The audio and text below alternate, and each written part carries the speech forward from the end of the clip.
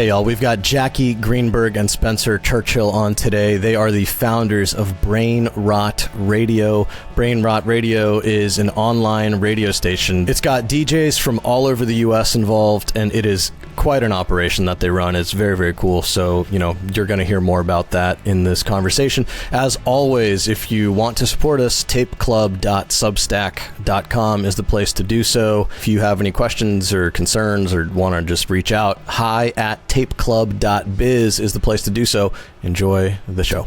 So we've got Jackie and Spencer from Brainrot Radio. Why don't y'all go ahead one by one and introduce yourselves for the viewers and the listeners so they can get to know who you are. Jackie, I'll let you start.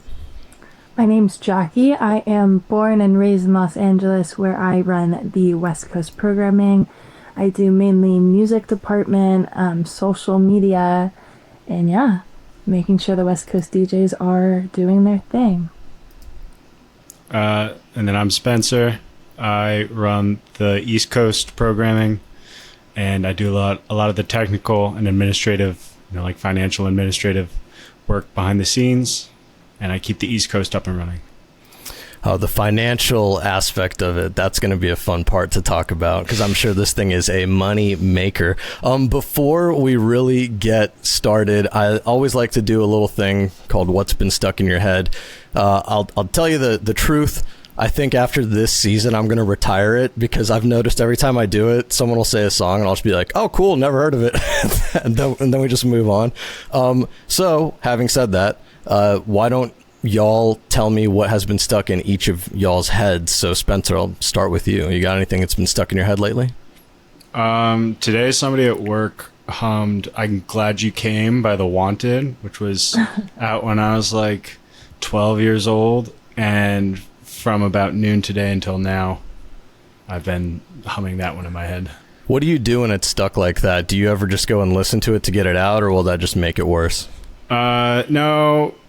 Honestly, I just kind of like sing it out loud, and then hope that they move on to a different one and somebody else just gets me off it. But I don't know. It was a nice refresher. I was like, oh, I forgot about that song.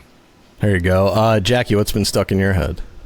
Punk Rockers by, Teddy Bears and Iggy Pop. I didn't realize it was in the Superman movie that just came out. Like, it rolls over the ending, but I've been seeing a lot of TikToks, like hopecore TikToks with it playing in the background, and I'm like, oh yeah, like this is a really good song. I think I listened to it like 13 times today.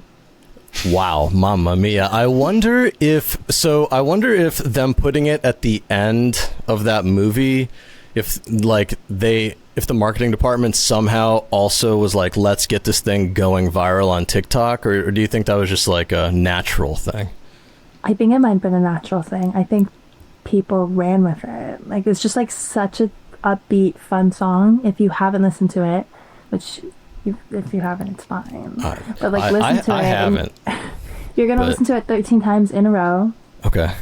And you're gonna be like, oh yeah, that's hopecore right there. Yeah, and then the 14th time I'll be like so hopeful that exactly. I'll be able to turn it off, I guess. I don't know. For me, it's been Stereolab. They have an album that they released a few months ago at this point called Instant Holograms on Metal Film. The song Melody is a Wound. I'm just Stereolab pilled till I die. Like, they can put out anything and I'll be like, yeah, this is incredible. And I'm pumped because I get to go see them in September. I'm driving down to North Carolina to go see them for the first time ever. So I'm sure it's going to be a show with a lot of middle-aged people standing there nodding their heads, like, very calmly. So that'll be the show. I think there'll be a young crowd out there. You think so? I mean, Jackie just brought up a TikTok song. I think they've had a TikTok renaissance. Who has? Stereolab? Oh, yeah. I don't think so. Oh, man. At least like kind of an online renaissance. They're pretty big. They're very big. I think the kiddos are into them. I saw them in 2021. And it was a pretty young crowd. It wasn't all old heads. I'll give you that. Well, I will say I'm going to see them in a place that I don't even know the name of in North Carolina. It's like outside of Cary, North Carolina, which is by Durham and Raleigh. But my point is, I don't know where you saw him. I'm assuming New York City or LA, but California. California. Maybe there's not that many young people in North Carolina. I have no fucking idea, but I'll report back. I will cover the show for Brainrot. That is what I'll do. I'll write a 5-word review of the show, or what is it? 10-word review. I'll do it. I'm sorry, 10-word review. I should have known better. So, okay, to get into the bulk of the show, the meat of the show, really to learn about Brainrot, the people should know you guys are kind of my bosses. It's like I'm interviewing my fucking bosses, which is crazy, but I'm just blessed to do it. So Brainrot Radio, I'll let either one of you take this. Give us a quick overview of what exactly it is. It's an online radio station, and that's about the 30,000 feet of it, but what makes it different? What makes it Brainrot Radio? I can start. Jackie, you can pick up the pieces. Jackie and I were in college radio together, and after we graduated the same year, and then Jackie had been doing a online radio show like on her own, and then I was like, can I do a show on your server? And I would get on, and all the people in the comments would be like, who the hell are you? You're not Jackie. So I was like, let's expand this. And so Brainrot Radio is our radio station that's fully remote, using the setup that Jackie was using, which is pretty much just like, it was started with just her with her headphone mic. And our programming is split between the East Coast and West Coast, with the Mississippi River being our rough demarcator, or kind of like the 2 time zones. And we switch off every 3 hours to play with the time difference of the country. So from 5 to 8 on the East Coast, people in Eastern and Central time connect in using their own laptops and their own microphones in their own homes. And then at 8 p.m. Eastern, it's 5 p.m. Pacific, and then from 5 to 8 Pacific, people on the West Coast and in Central Time connect and broadcast. And then it goes back to 11 p.m. to 2 a.m. and 11 to 2. So right. And so basically, it's at any time from, I'm just going to put this in Eastern Time because that's where I am, any time from 5 p.m. Eastern till 5 a.m., right? Eastern, there is music. So it's 5 days a week, 12 hours a day. Jackie, you're on the West Coast side of this, and I think you both were when this started, right? Yeah, well, sort of. He, had just moved. You were moving, yes? Yeah, I was about to move to the East Coast, to New York City. And so tell me a bit about, I guess what you, Jackie, were doing before Brainrot, because I didn't know this, that this was actually you starting a station that Spencer kind of coattailed on. Yeah, Spencer, what the hell? No, it was 2020, right when COVID hit. I was in Portland. I did my first year of college in Portland, and then COVID hit. I was doing college radio there, and then that all ended, and then I was at home, and I was like, damn, I really miss radio, because I'd also been doing radio in high school. And so I started my own website and radio station called Jackie's Trackies, which is the cutest name ever. And it was every Wednesday from 5 to 6 p.m., so just an hour. But I did it for 3 consecutive years, and I built up a pretty solid fan base. Well, I was going to say, I wonder why. So you said it was from 5 to 6. Is there a reason why you wanted to make it live just for that hour? Because I feel like a lot of people would just do a show and then, edit it and then release it as a podcast or something like that, or do weekly releases at a certain time. But you wanted to make sure it was live, right? Yeah. I think it being live just kind of makes it more special, and there's no pre-recorded anything. And I think that's also something that's really important with Brainrot, is that we don't do pre-recorded anything. It's just not what we do. And I think it's just special, especially with so much content everywhere. And this was even 4 years ago, and there was still so much content being released all the time. It's just nice to have something be natural and raw and not edited. And I think there's like novelty in that now. Yeah. Spencer, I know you are big on the live thing as well. What's what are some of your thoughts on being live and not doing pre-recorded stuff? I mean, when you know there's a real person on the other end doing like broadcasting, and even when they like take a mic break and they're like talking, when you know it's not being edited and it's live, I think it just hits your brain differently, kind of like reading a book or like reading on the computer versus reading a book. Like it just kind of, you process it differently. Also, I think when you're listening to a pre-recorded thing, sometimes your urge can be just to select something else. Like I'll be on Spotify and I'll listen to like coming home on the train, there'll be 50 seconds into a song, and sometimes I'm just like hearing the first 30 seconds of songs just because they know how to make that feel good, like the app makers. So like when somebody's just playing music, it's kind of like, at least for myself, and I think for Jackie, and this was part of why we were like, hell yeah, let's do this, is like when your hands are totally off the wheel, it's like, oh, cool. And the next song comes on and it's like, oh, I like this song, and it's like, it seems like overly nostalgic sometimes, but then you're like, nah, I mean, just like listening, it's still real. So, I mean, it still feels that way, at least for me. So it keeps me going. I think it's cool that that's where y'all decided to kind of go with it, because it is a heavy lift to run an operation like that, like live radio. It's a lot of fucking work. I think most people would be like, hey, I'm going to start a blog and I'm just going to send out 10 tracks a week that I like, and then I'll use it as a way to get concert tickets or whatever. You know what I mean? So I think it's really cool that y'all have created like this platform and given others who maybe want to get involved and don't have any other way to get involved an opportunity to jump in and like get their feet wet and go, yeah, I'm just going to try and have a show. Which leads me to the question, how many people at this point are involved, and let's just start with that. How many people are involved, would you say, generally? Between 60 and 70? No, not 100. I think it's 100. Well, there's a bit of like, with the way we're structured is we have full-time DJs, and then when you apply in, you can also be a fill-in, which is we have a system for people to sign up for when somebody needs a show covered. We have a way for people to get covers, and now we have everybody start as fill-ins and get some shows under their belt before they have a full-time slot.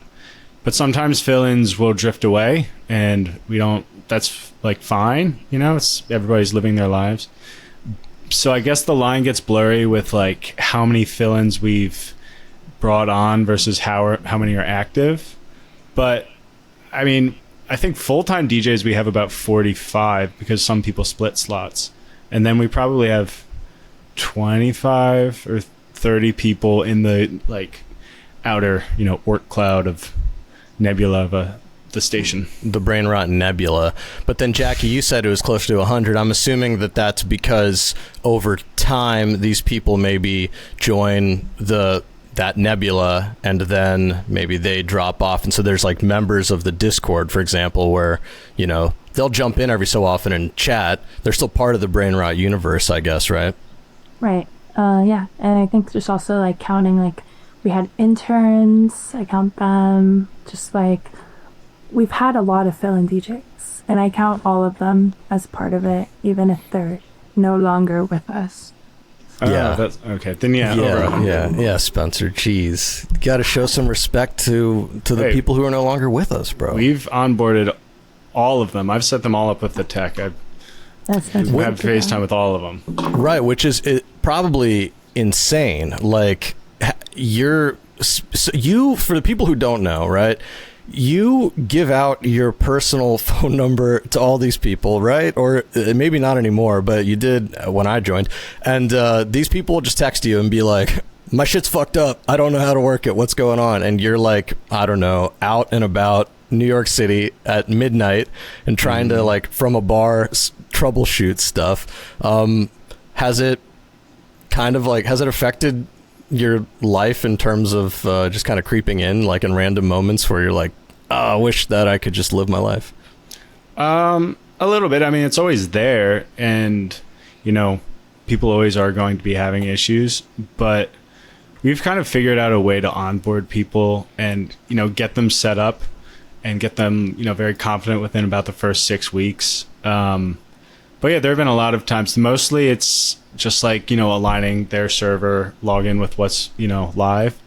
But it was aggravating, but it was kind of stressful for about the first year. Now it's just kind of, I don't know, I have it on my phone. I'm like, oh, sorry, but you're used to the workflow now. How long has the station been around? About almost 2 years. We're coming up on Wow. 2 years in September. Congrats, 2 years. That's pretty sick. Jackie, I have a question about the social media part of it. So you said you are responsible for managing the social media. I've had this conversation with people from all different parts of a lot of different industries, but just the fact that whatever you make, doing the social media, in big quotes, content creation part of it is like more work than the actual thing you're doing. You guys have a Discord channel that I'm looking here has like, I think 200, like about 250 people on it. You obviously have to maintain like the Instagram and all that stuff. What are some of the bigger challenges with running social media for an operation like this? I think it just becomes tiresome and it feels like a second job to me almost, because I just don't really like being on my phone that much. And I feel like when you do run like multiple social media accounts, you kind of have to take into account like the trends that are going on always, and there's just going in and out in this circle. And if you don't jump on them, then you're like, it looks like you're just like a Facebook mom that like just discovered a meme from like 3 years ago. Like it's horrible. Yeah. Playing the meme game is very, very hard. I feel like maybe like 5 years ago it was like chill, like you could kind of just like, be 1 foot in that world, 1 foot out. But now, like you said, people will catch that. They'll read it pretty quickly. And then also just, I'm not like a big graphic designer girl. That's just not really who I am.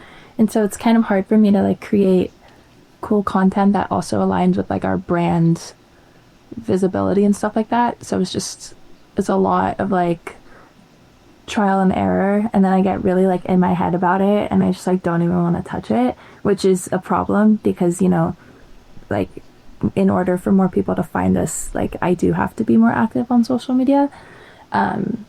So it's just this kind of feeling, this icky feeling of like, oh, I just need to post all the time, and it's hard in itself. Yes. So it's funny that you say that. A few episodes ago, we had a guest who said the same thing. Literally, she said the word gross. She said it's gross, and she said it feels like a slot machine. And I was like, yeah, it does. Like, you can kind of, whatever you do, you don't know if it's gonna hit.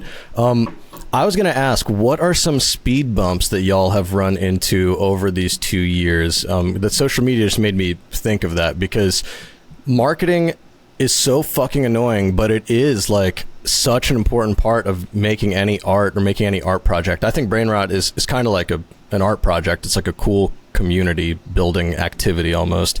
And to have to go, okay, we need to create content and market this thing and get our reach up is like, it dirties it a little bit. You're like, damn, like we're just trying to do something cool. So I assume that is one of the speed bumps, but any other speed bumps that you can think of that you may have run into over these last couple years? It's kind of like the whole thing is one giant speed bump. I don't know, when I lived in California, I was like, maybe I'll try surfing. Maybe I'll be a California guy. And I surfed, and one guy was like, yeah, doing this, you just kind of have to love being bad at it. And I don't know, with Brainrot, it's not like I feel like we're bad at it, but it's always an uphill, like it's always something that we're just working on, and just, it's been kind of constant trial and error. So for specifics, a lot of, at least on my end, just figuring out how to onboard people with the tech. I think I don't have a PC, and so for the first about year and 4 months, was just kind of like guessing about how people should fix issues with their PCs. And a lot of times, like you said, I'd be texting and they'd be like, I don't know how to switch to I recommend that the PC users use this software called Voicemeeter, which is like a digital mixer. If you haven't heard of it, Voicemeeter, it's free.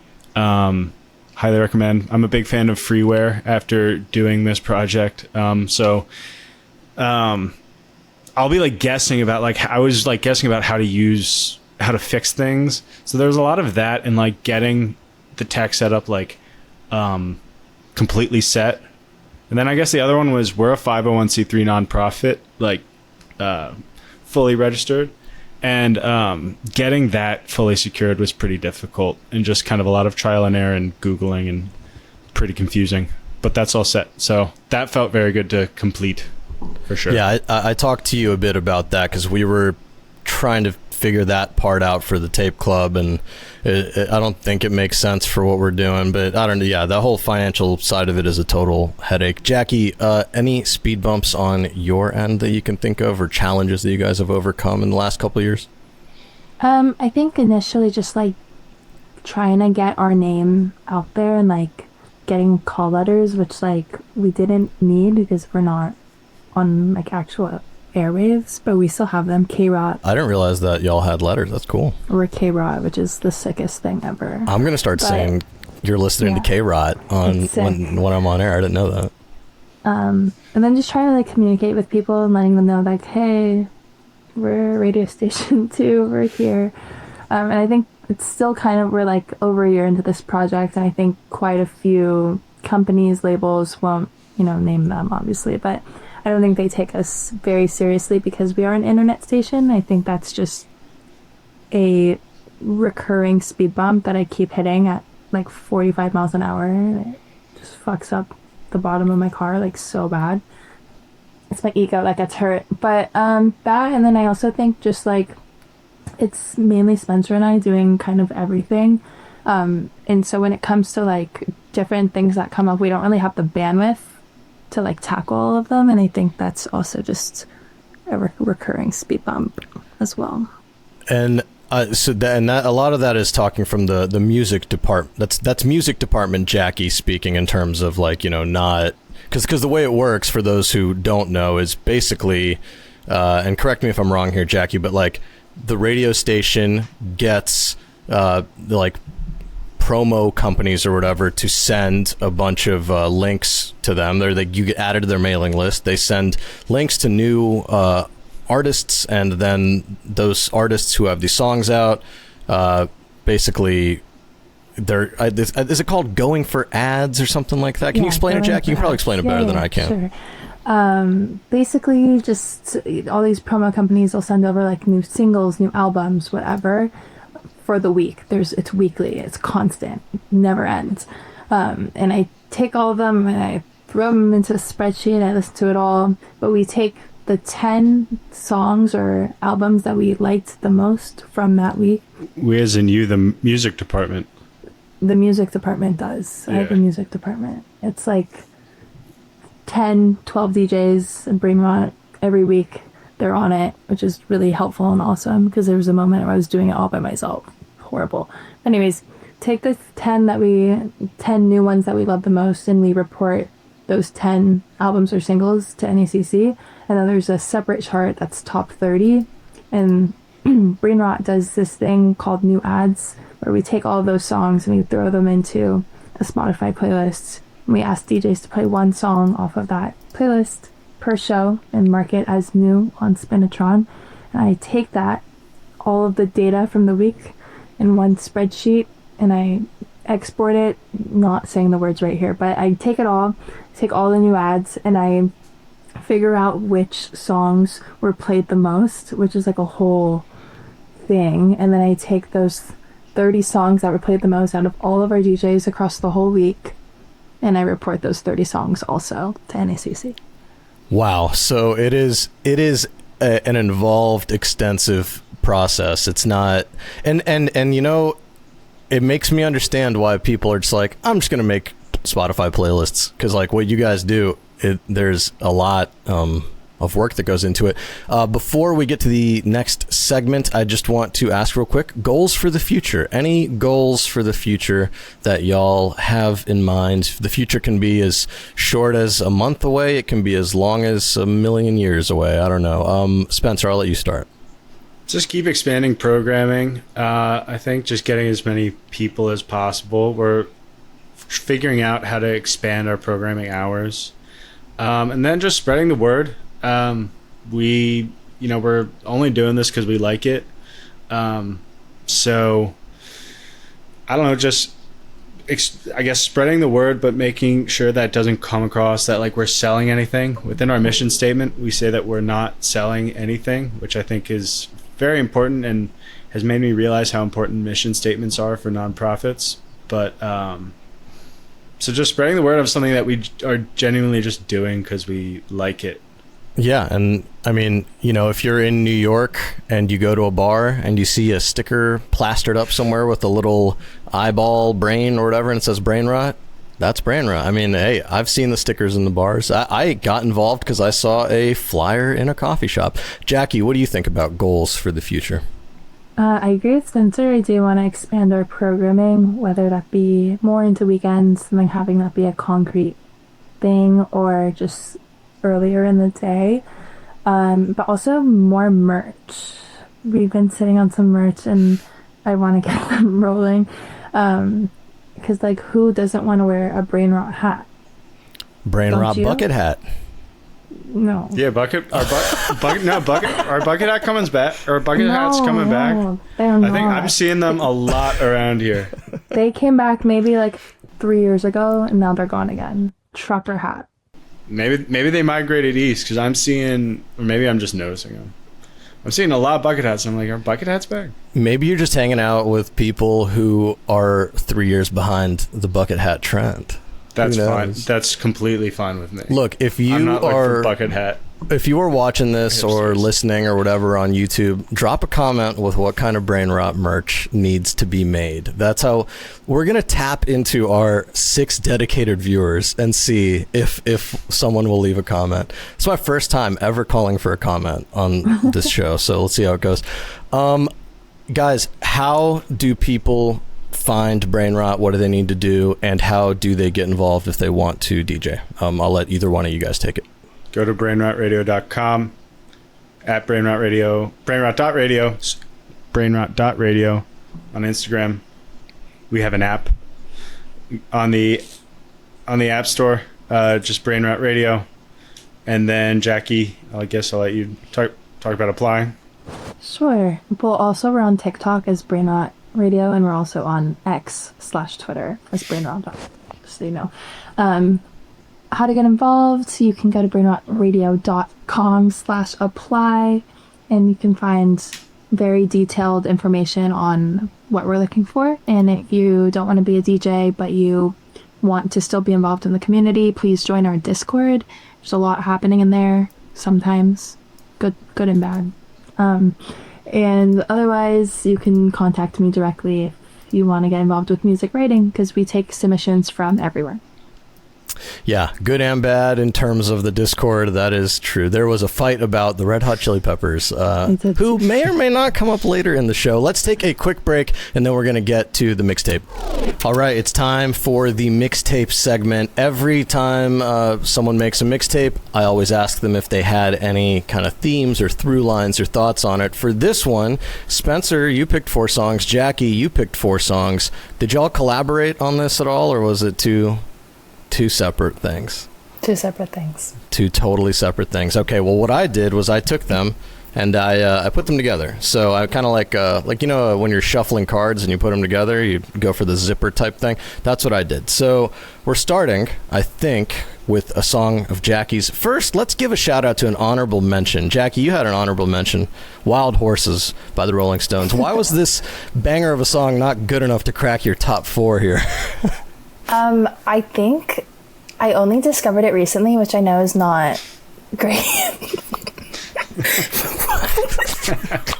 Real underground take. I think that is a very brave and cool thing to say. But I've been listening to it like on repeat, and I'm like, yeah, like wild horses. Like, that's so me. And I just think if I discovered it like sooner, then yes, it would be like top 4 for sure. But I just have so many songs and artists and albums that I love, and like that it's a good song, and I thought if I could include it, it would make me seem cooler and maybe wiser. But it's just I don't know enough about it to speak fully on it. Hey, So. I feel you. That's great reasoning. And also, I think it's about, isn't it about David Bowie or something? I don't know. Whatever. We have to look it up or some shit. Okay. Yeah, go ahead. I never did the Rolling Stones dive either, so I can't really hate on you, Jackie. Thank you. That's the only one I know. That and Give Me Shelter. Give Me Shelter. Give Me Shelter. Yeah. They're one of my favorite bands. They're like a top 5 band for me. So I've done the deep dive. The album that you should check out, in my opinion, that's the best, is Some Girls. Some Girls is like their best album. I know haters will hate, but that is the truth. Okay, Jackie, you picked for the first track of this mixtape a song called Loud Bark by a band called Mannequin Pussy. So tell me a bit about how you discovered this band or why you picked this song. I discovered them from an Audio Tree live session they did a while ago. And then I kind of forgot about them. And then they released the album, I think it's called I Got Heaven, I think in 2022, maybe 2023, maybe 2024. Sorry. And just all of the songs are so good, and I feel like I don't know that many like female fronted rock bands like that, like besides like Amyl and the Sniffers, but like all of the ones I know I feel like are like Australian or like New Zealand. I'm making myself sound really smart right now, by the way. But it just resonates with me like completely, especially in like 2025 and like everything going on politically. So yeah. Yeah. I mean, I was surprised when I was researching for the show. They put out their first album 10 years ago. How nuts is that? They seem like they're like, just to me, they're like, oh yeah, they're like a modern new band. They've been around for like over a decade, which is just wild. I think I got to see them once at Treefort Music Fest. I think, I could be wrong, but I think that is correct. Let's listen to a little bit of it. Here's Loud Bark by Mannequin Pussy.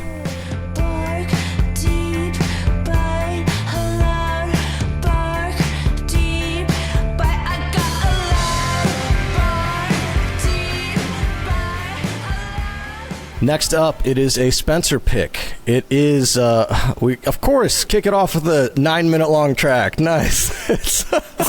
The song is called NK. This is a live version, and the band is called Ulrika Spacek. Is that correct, Spencer? I'm not sure. It's either Spacek or Space K, but Space, you'll figure it out. Yeah. It's whoever's listening. So tell me a bit about this band or this song. Honestly, I found it listening to somebody's show on Brainrot. Shout out The Freezer. I'll shout it out. Wednesdays at 6:30. One of our DJs played it, and I just really liked it because it kind of, I feel like the music I go see a lot is a lot of shoegaze and kind of like smaller bands playing, a lot of shoegaze. And sometimes, I mean, anybody will tell you that it can get repetitive. And this band I just really like because it has that like heavy like riff kind of like structure to it, but then it's a lot more drawn out but like written out, and then there's a lot of synth textures mixed in, so it's not like just guitar rock. I know they're British and they've been around for like 5 or 6 years, I think a little more, I think like 2018 era, and I guess like the recorded stuff kind of has like that mid to late teens like indie kind of like something was going on back then that I kind of just, I don't know. I don't really like their studio albums, but this is, I think, I'm not really sure the context. I've just been listening to it a lot. So it's NK, yeah. Yeah, it's called NK, and this particular version is off of an album or a release called Live to 388 NYC. Yeah, I mean, I'm just messing with you when I say 9-minute song, because it really doesn't feel like a 9-minute song. Like, I've listened through to this playlist a few times now, and it just kind of, the song keeps evolving, and it's really, really cool. So let's listen to a little bit of it. Here is NK Live by Ulrika, Spacek.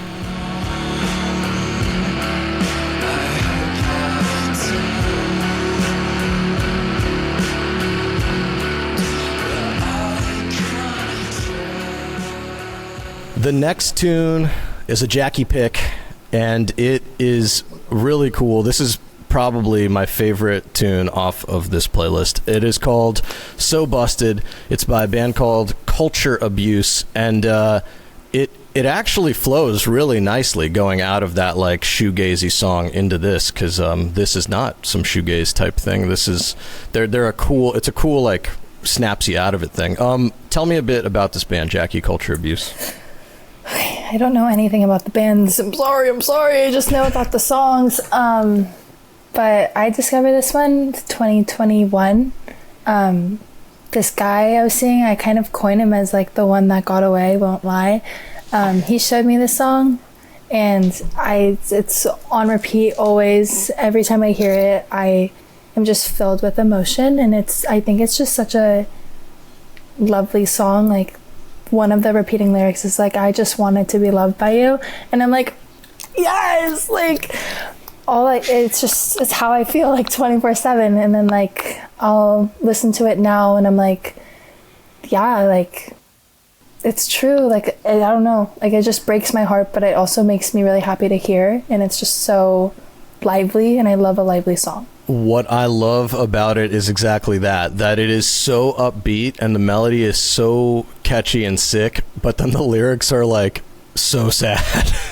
That's like some of my favorite shit, sad lyrics to an upbeat melody. I mean, look at nods all around. We've tapped into the Brainrot cultural core. Let's listen to So Busted by Culture Abuse. I don't care about how far you are. I'll always come through.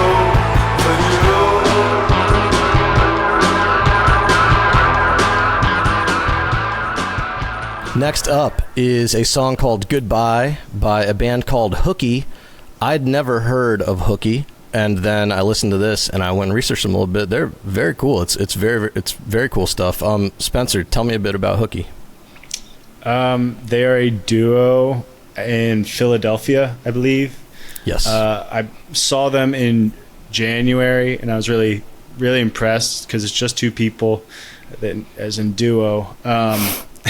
I just really liked it because, I don't know, it's like, again, very upbeat, and like it's very like glitchy, and it feels very like fresh of a sound, but at the same time, I don't know, it's just, it feels like it's made to be listened to on an album, like on your headphones, which I really like. I feel like there's always like that interplay between like, oh, we're gonna play this live, it should sound like you're in the room listening to it, versus like, this is a recording, it's supposed to be listened to on this album. And I mean, they sound great live, but hearing that song, I feel like it's just a really great example of like, this is supposed to be listened to as this MP3.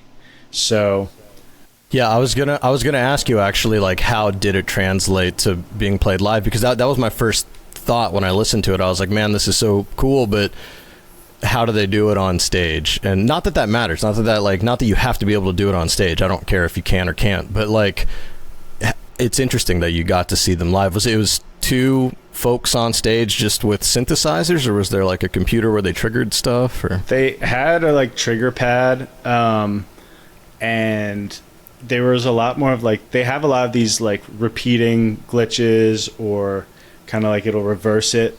They'll take like a chunk and it'll reverse. And there's a lot more of those triggers. And then the vocals are a lot more auto-tuned. You can also like find some live sets on YouTube, and I don't know, they're also really phenomenal. But again, it sounded great. It was just a little bit more like your brain was about to explode. But again, yeah. Well, let's listen to a little bit of it. Here is Goodbye by Hooky.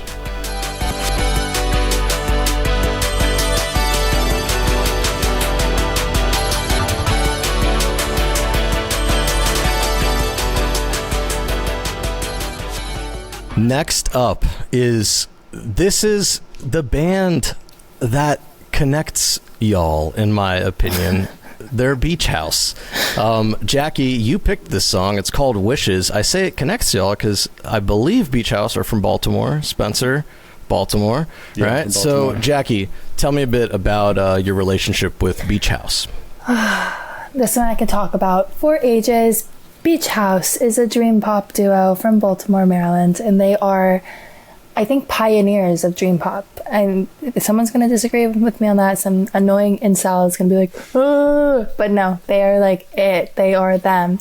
I discovered Beach House in like 2017. My brother introduced me to Depression Cherry, and I've been hooked on the band ever since. And I have a little Depression Cherry tattoo on my arm. That's how much I love them. It's also on the wall behind you. It is right there. I'm obsessed with them. They're like my favorite band ever. I've seen them like 5 to 6 times live.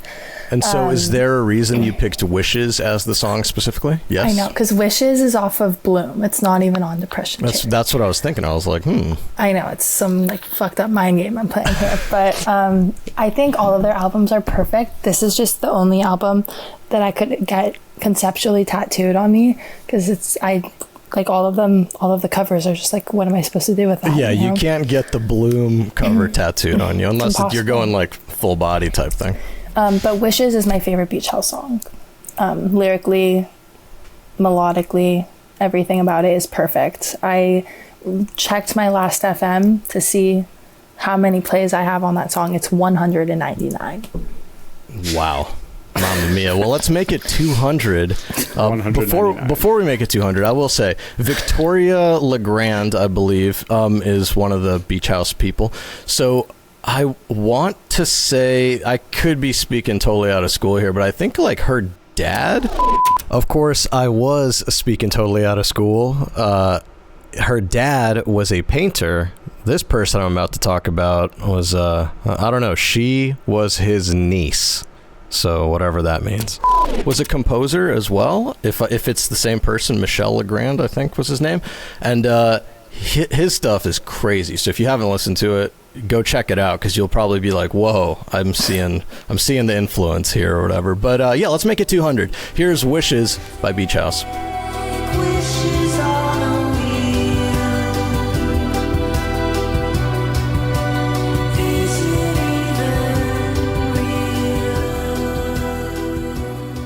Next up, it is The Tallest Man on Earth, Bright Lanterns, and that is a Spencer pick. Spencer, tell me about Tallest Man on Earth. Tallest Man on Earth was the first concert I ever saw. And my brother would also play this song a lot when I was a young lad. And I really liked it. I mean, it has this like pedal steel sound in it that I didn't know what a pedal steel was, but I like that. And so it's just kind of like a very early like song where I heard it and I was like, oh, what is that? I had one of those moments with Tallest Man on Earth. So tell me a bit about that experience seeing him. Where did he play with the band? Was he solo? And where was that? He played in Baltimore at Ram's Head Live. He had a full band.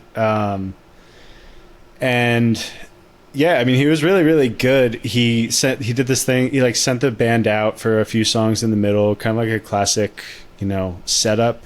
But I mean, they sounded fantastic. That was when I heard like a lot of other songs during that show. It was one of those things where I'm like, I like this one song. I guess I'll go see them.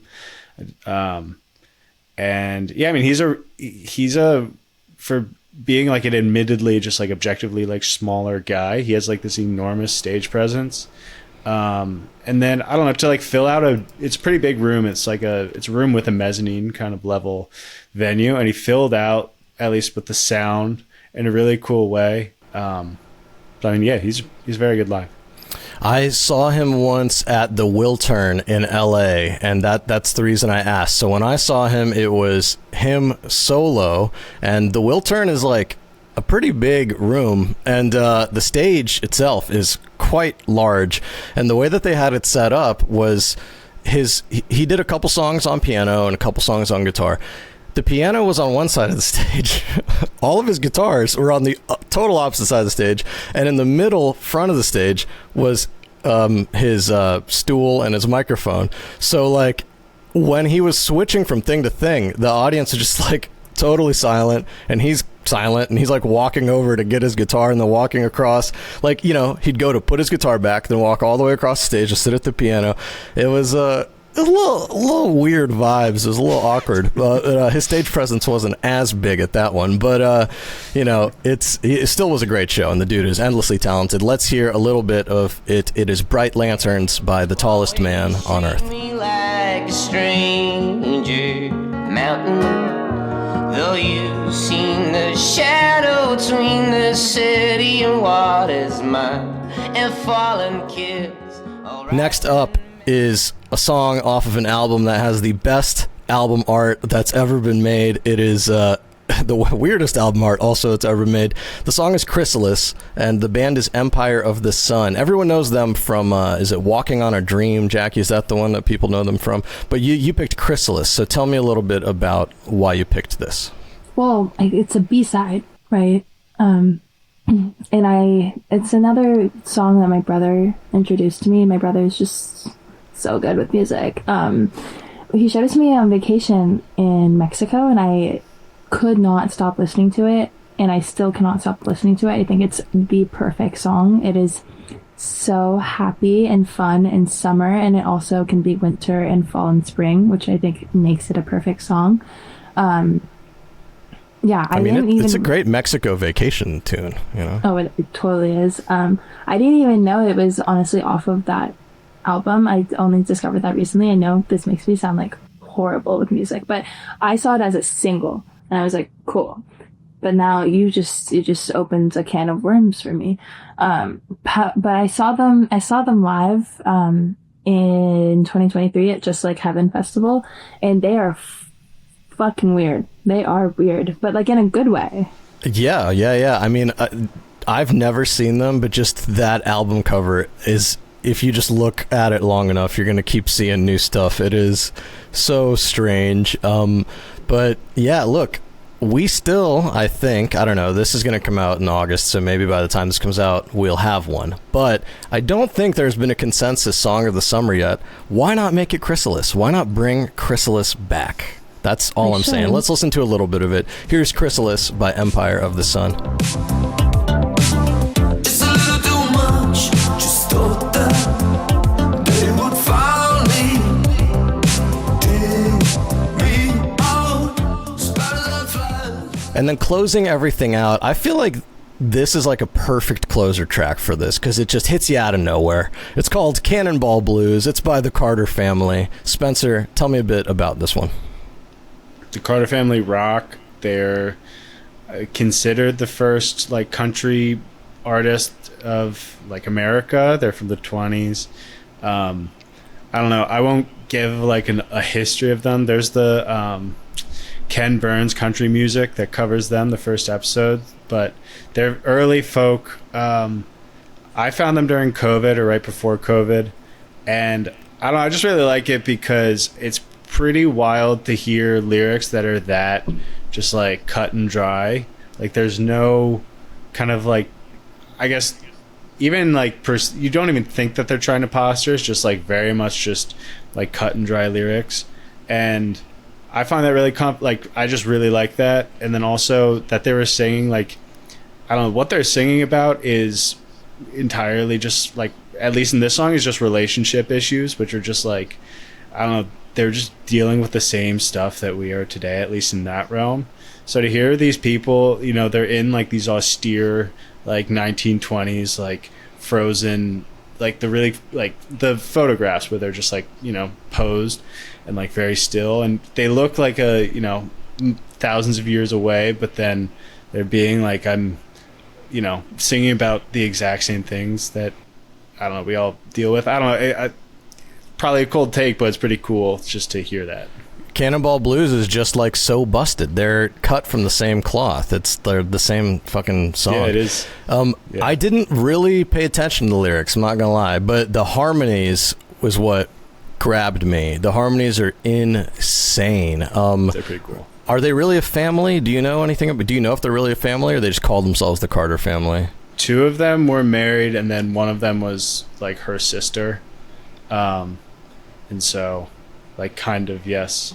Yeah, they're like family adjacent. Yeah, and then their kids there are recordings of them with their children all singing, and then one of their daughters was, I'm pretty sure, June Carter Cash, who married Johnny Cash. June Carter became June Carter Cash. Now, here's something. I think, what if Jay-Z, Beyonce, and Blue Ivy, I think is her name, right? What if they made a band called the Carter Family 2 or something like that? Huh? I don't know. I think we could be on something. Let's hear it. Here's Cannonball Blues by the Carter Family. You can wash my jumper, starch my overhaul, catch the train they call a cannonball from Buffalo to Washington. And that's it. That was the mixtape. What do y'all think? Did you have any big thoughts on how that went? Were you pumped with your mixtape, or you wish you picked some other tracks, or generally pretty good? I wish I picked more artists that I could talk a little bit more about, but I don't regret any of my tracks. Yeah, you can't regret them. It's about how they make you feel. You know what I mean? That's what's most important. And Spencer, you went all over the board, and I think that's really cool. You went from a live 9-minute long song to a 100-year-old song. You experimented with time through your picks. Very cool stuff. Yeah, that's what I do. That's what you do. Let's take a quick break, and when we come back, we're going to play a game, and then we'll get the hell out of here. It's time for the last segment of the show. That means it's time for a game. Today, we're busting out a new game. It's called Debut Duel. That's right. Jackie and Spencer are dueling, and we're going to see who is the winner. I'm glad there's 2 guests, because can't do this with 1 guest, or else I'd win every time, because I have the answers. Okay, so here's how it's going to work. We're talking about full-length debuts of bands. I'm going to tell you the bands, I'm going to tell you their album, and each of you get to guess the year of their debut album. Couple kind of rules here. Their debut album is their debut full-length album, and it has to be as that listed band. So let me give you an example. If the 3 of us had a band, but me and Jackie had released an album before Spencer joined the band, that album does not count. It's got to be like Spencer joins, and then we have a band that has a name. That is the album that counts. So here's how it works. You get 1 point if whoever's closest gets a point. If you nail the year exactly, you get 2 points. And once per game, somebody can choose to guess the month of the release. If they are correct, they get 2 points. If we end up in a situation where you're within a year, for example, the example I gave before we did this was 1995. If Jackie said 1994 and Spencer said 1996, Jackie gets the point because she didn't go over. So, having said that, the theme I picked for this was Baltimore and Los Angeles. We got some iconic Baltimore albums, some iconic Los Angeles albums. The Baltimore bands, Spencer goes first. LA bands, Jackie goes first. Starting it off, Beach House, their self-titled release on Car Park. Spencer, do you have a guess for what year Beach House released their self-titled debut album? I'm going to guess 2007. Locking in 2007. Jackie? It's going to be really embarrassing if I get this wrong. I'm going to go 2012. Okay, so we got 2007, 2012. Their answer, 2006. 2006 was when they released their debut album. Is that the one with the Christmas bulbs on it? I believe that is the one with the Christmas bulbs on it. It's the self-titled one. Jackie, I wouldn't be too embarrassed because it's Spencer's hometown. Like, he's got to get this one. I'm a fake fan. Well, no, you just learned something new today. So Spencer gets 1 point. Jackie, you're going to go first on this one. The band is Haim, and the album is called Days Are Gone. It was released on Polydor. Haim, Days Are Gone. What do you think, Jackie? 2011. 2011, okay. And then, if you're debating it, just walk us through your thought process. Maybe I can, maybe I can't give some hints. We'll see. Spencer, what do you think? I'm not a giant Haim enjoyer, but I'm going to I don't want to do like 2012 because that seems like just like playing the odds. So I'll say 2015. Okay, you said 2015, and Jackie said 2011. Is that right? Yeah. Well, it was 2013, so we've run into our first situation. Jackie, you get the point. Let's go. Next up, Animal Collective, Sung Tongs. Spencer, you got a year that you think this came out? I'm like 99% positive that was 2004. You want to lock it in? I'm going to say 2004. You are going to say 2004. You're going to lock it in. Okay, Jackie, what do you want to say? And you're allowed to say the same year as him if you feel so inclined. Yeah, you guys can guess the same year. I'm not going to stop you from guessing the same year. You know, I'll mix it up. I'm going to say 2006. Well, Spencer, you nailed it. It is 2004. You get 2 points for that. That brings you up to 3. Next up, Ty Segall, self-titled release on Castle Face Records. Jackie, you got a guess for that one? He's old, right? He's like older. Can you Yeah, he's older. He's older. Yeah, he's older. Okay, I'm gonna He's go. old, right? I'm gonna go with 2014. Okay, and then Spencer, you got a guess on that one? I'm going to say 2011. I think he's been around for a while. The answer, 2008. So Spencer, you get the point, and that puts you at 4. Next up is a band called Y Oak. I don't know if you've heard of them. They're a Baltimore band. The album is called If Children. So Spencer, you can go first with this one. Y Oak, If Children. I'm going to guess 2012. Okay, we got 2012 on the board. Jackie, what do you got for us? Y Oak, If Children. 2009. Jackie, you get the points because it's 2007. It is 2007. Damn, they're that old? I Yeah. don't know that. Have either of you heard of them? I have heard of them, yeah, but then that album was re-released the following year on Merge. I think it was a situation where they self-released an album, Merge liked it, re-released it. Next up, the band is Military Gun. The album is Life Under the Gun. It was released on Loma Vista Records. Jackie, what year do you think that was? Military Gun. I don't even know what that is. I'm gonna say 1992. Okay. Spencer? I'm going to say 2018. It's 2023. It's 2023. Really? Yeah. So, Spencer, you get the point there. That puts you at 5. So right now we're looking at 5-2. There's 2 rounds left. And both of you still have the month thing where you can get your bonus points if you want. No, you can only use it once a game, but there's no.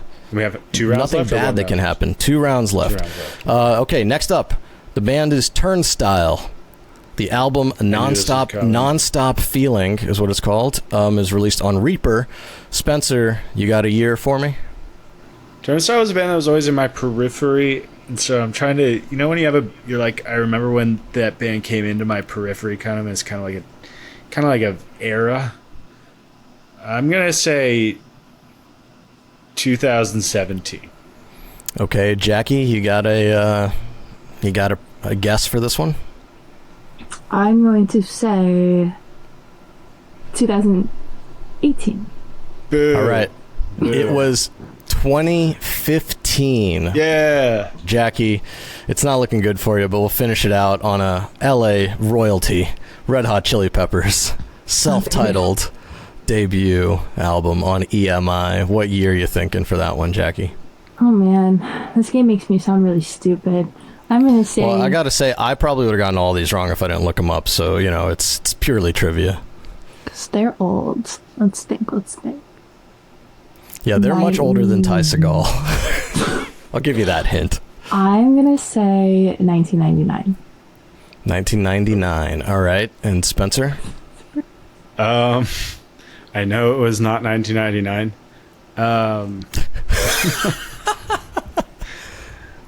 I'm going to say 1988. I'm going to say, because I have my month, I'm going to say April 88. Oh, wow, you're really just going for it, huh? No, it It's actually earlier than both of those. It's 1984. Yeah. I had no idea. 84. If you asked me, I would have said 1994, 95 probably. I had no idea that band went back that far. And they were, they birthed an incredible argument in the Brainrot Discord. It was wild. It went on for days, I think. It was two people who neither would shut the fuck up. So, Spencer, you get the point there. The month was August. Which you did not get right, but that puts you 7-2, a dominating win. Congratulations on winning the first ever debut Duel. What do you think? Do y'all think the rules kind of worked for it? Any changes I should make? Any rules I should add? You gotta do a Jeopardy wager. Oh, a wager? That'd be good. A wager on the last one. Yeah. We'll make that. We'll call it the Spencer rule. It'll go into effect next time we play debut Duel. Y'all, thank you so much for coming on. Thank you for taking the time to do this. Real quick, I'll let each of you give any plugs you would like to give. Whoever wants to go first can go first. Lake Rousseau, they have an album coming out in 5 days. It's going to be like ambient. I interviewed them earlier this year. They're a pretty sick person, so check that out. Okay, and Spencer? Listen to the Turbo Show every Tuesday at 6:30 Eastern Time. And join the Discord. Jackie always says that it's weird, but I don't think it's that weird, and it's a really great way to find new music because it's not sometimes like sorting through like Stereo Gum and Brooklyn Vegan and Post Trash can get overwhelming. So being able to be like, what's new, and have, you know, people actually just be like, I like this in the Discord is really helpful. So join the Discord. I'm also really quickly going to plug that my show is Mondays from 5 to 6:30 Pacific time. Hell yeah. That one has the most listeners, I think, of all of the ones. Every time Jackie's on, the Discord is blowing up. That's all I know. And it is brainrotradio.com. That is the place to go. And yeah, for me, you know, tapeclub.substack.com. That's where y'all can go. That's how you can support. If you're at this point in the show, you're obviously already supporting, which is sick. If you're not a paid subscriber, you can become one. That would be amazing. But we love all of our subscribers equally. So thank you for just hanging out with us, you know. Spencer, Jackie, thank y'all so much for doing this again. And I will see you guys in the Discord. Listeners and viewers, I will see you next time. Peace. J-Card podcast is a fully independent production. It is made possible by listeners and viewers just like you. So if you want to support us, tapeclub.substack.com is the place to go.